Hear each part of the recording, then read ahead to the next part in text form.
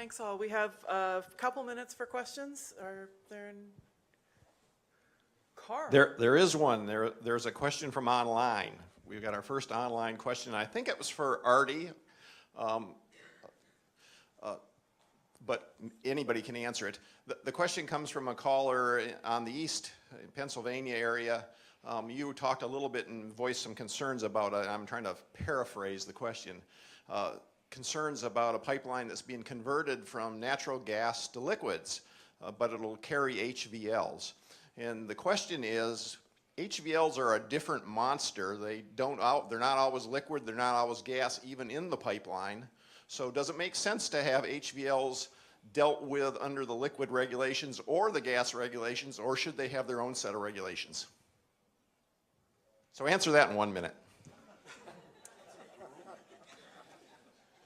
Here. There you go. I think I may need some help on this one, because I would assume that we would handle it under the liquid regulations, because we would consider it a liquid and they'd fall under Part 195. And anytime they have and I probably should have mentioned this, anytime they're converting from a liquid to gas or gas to a liquid and they're reversing the flow, there's very stringent requirements that the pipeline operators have to meet. We essentially treat these projects as new construction projects, but we would have them meet the requirements of the Part 195 if it was a liquid. Yeah, and I think the point this person was trying to make is that, you know, HVLs are kind of the weird, because if they get out of the pipeline, at some point they're going to start acting like a gas, but we don't deal with like impact zones around liquid pipelines. So is there a need for some kind of different regulations on HVLs, since they're kind of liquid and they're kind of gas? I understand what you're saying, and we had an incident in Georgia where it was a liquid propane pipeline that ruptured, and of course as soon as it reaches the environment, it's in the gaseous state, and propane being heavier than air is going to go to the low-lying areas, so it does pose some different risks, but we treated that as a liquid pipeline.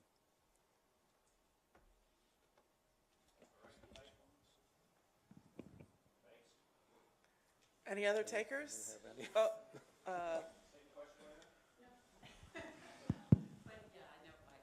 knew who that caller was, but and actually this is another call based on Pennsylvania experience. So you folks have talked about the lessons learned in Aliso Canyon, and Ian, you mentioned that specifically that in Pennsylvania, Mariner is a very contentious pipeline, where circa 1930 pipes are in the ground. They've been repurposed. They're in many cases located very close to school properties. As I said yesterday, our communities are really depending on PHMSA. They're doing their homework. They're really checking out what the safety factors are, and they're doing risk analysis, and they're very, very diligent. So some of these pipelines are about 600 feet from schools, 600 yards in some cases. They're very close to schools.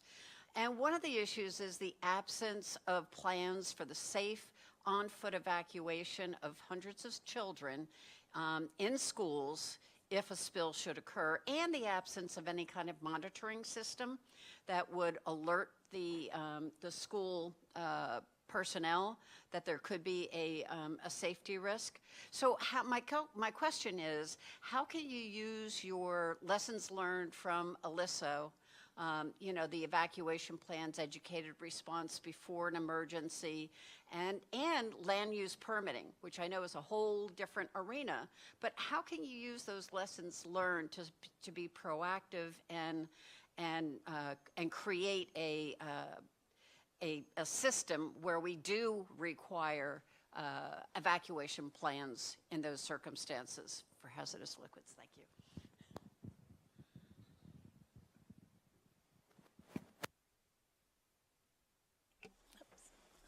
I guess it's my region, so I need to talk. No, I appreciate that question. We have been receiving some calls from, actually there was one school supervisor, I think it was near either Media or Radnor Township in Pennsylvania. And the invite has been made for us, either myself, Karen, Gentili, or both of us to come out to start talking about emergency response actions or emergency response plans with the school board, the town supervisors, and local emergency responders. Personally, I'm not that familiar with the lessons learned from Aliso Canyon, so I can't really speak on how that's going to tie into mirroring any type of similar response plans. But our goal is to go out there, establish communications with these folks, and discuss the emergency response plans, evacuation strategies, and things of that nature.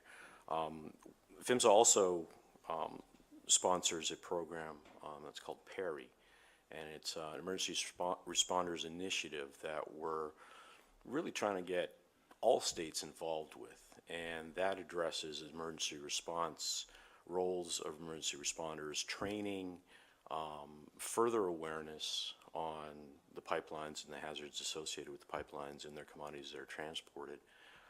But we're actively reaching out to these people that are calling us and reaching out, to find out what they can do in an absence of answers to their questions. I hope that helped on that.